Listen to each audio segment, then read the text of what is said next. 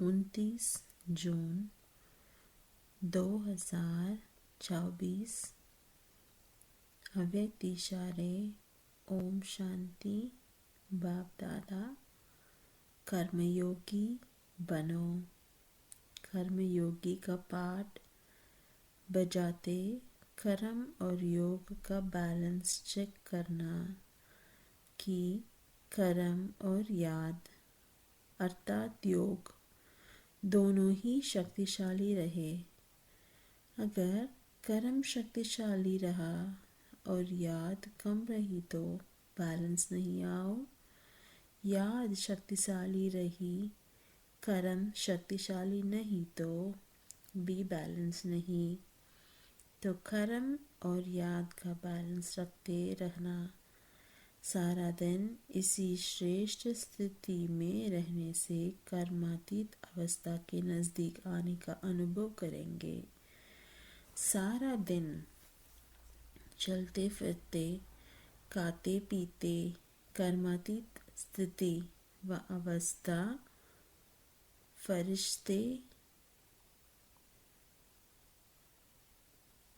अव्यक्त स्वरूप की स्थिति में रहना, यही कर्मयोगी स्टेज है।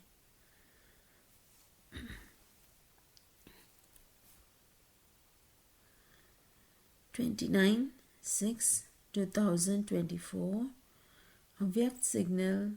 ओम शांति। बाप दादा। Be a karma yogi. While playing the part of a karma yogi, check the balance of karma and yoga. Did my actions and remembrance, that is, yoga, both remain powerful?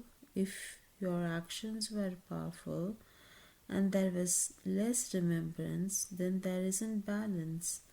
And if your remembrance is powerful and your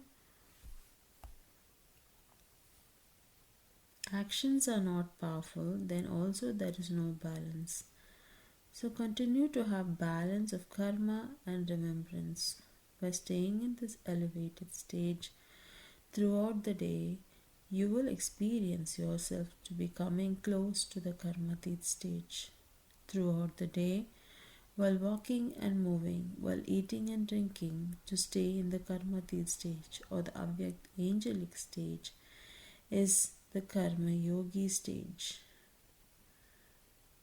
Om Shanti.